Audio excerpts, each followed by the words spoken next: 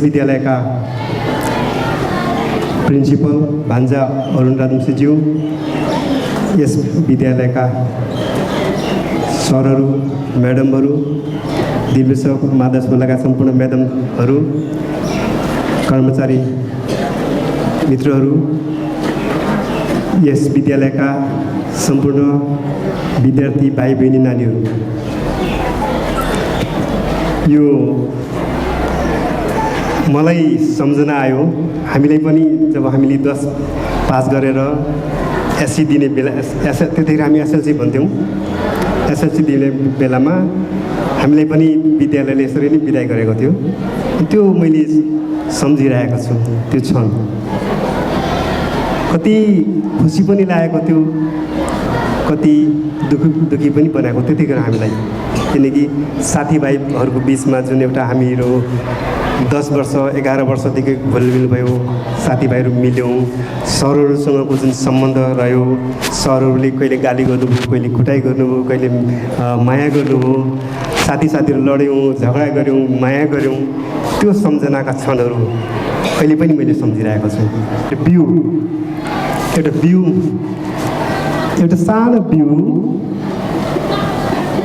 त्यो पछि गएर जमिनमा जान्छ, अङ्कुरित हुन्छ, 2-4 पात निस्किन्छ, सानो कोपेले निस्किन्छ, हुँदै ठुलै बोट बन्छ, अनि धेरै हाँगाहरू आउँछन्, साना मसिना धेरै हाँगा हुँदै एउटा वृक्षको रूपमा लिन्छ। त्यो थोरै फर्के लाग्छ। यो सानो बिउबाट वृक्ष बन्दछ, सानो बिउबाट वृक्ष बन्दछ। अर्थात् त्यो वृक्ष कहाँ छ र बिउभित्र लुकेको छ।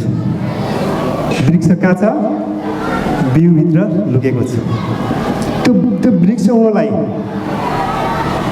जुन चरणहरू गर्नुपर्छ, कति चरण होइन, त्यो वातावरण चाहिँ बिउले पाउनुपर्छ। त्यो बिउलाई हामीले जमिनमा राख्नु पर्यो। जमिन भनेको वातावरण हो। त्यो वातावरण पाइसकेपछि अनि ऊ चाहिँ फुट्ने, अङ्कुरित हुने, फल्ने वातावरण पाउँछ। जब पातहरू निस्किन्छन्, ठुलै सानो बिरुवाको रूपमा आउँछ, अनि त्यसलाई पनि वातावरण चाहिन्छ, सुरक्षाको वातावरण। कोही त्यो बाख्राले नखाइदियोस् होइन, गाईले नखाइदियोस्।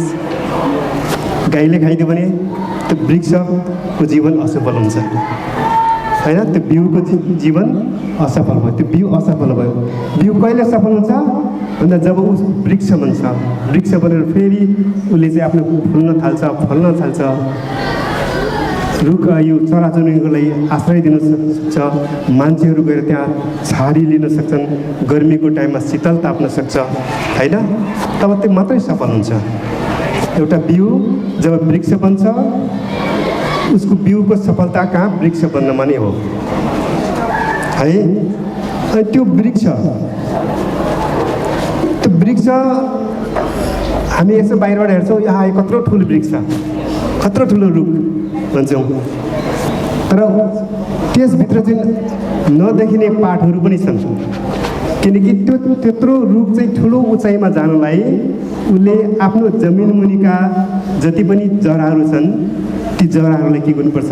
फैलाउनुपर्छ, गहिराइमा लानुपर्छ। माथि आकाश छुनलाई उसले जमिनको पाताल पनि छुनुपर्छ। अर्थात् उचाइ चढ्नलाई हामीले मेहनत पनि गर्नुपर्छ। र यो चाहिँ मैले उदाहरण भाइ बहिनीलाई एउटा बिउको रूपमा मैले लिएँ, किनकि जीवन भर्खर सुरुवात भएको छ। भर्खरै नानीहरू अहिले अङ्कुरित भएका छौँ र मैले बिउकै रूपमा तिम्रो यात्रा एउटा वृक्ष बन्ने छ, यात्रा जारी छ। यो यात्रामा नानीहरूले चाहिँ धेरै चुनौतीहरू पार गर्नुपर्छ, धेरै सङ्घर्षहरू गर्नुपर्छ, धेरै यात्रा हिँड्नुपर्ने हुन्छ। त्यो यात्रामा चाहिँ अनि मात्रै हामी सफल हुन्छौँ है।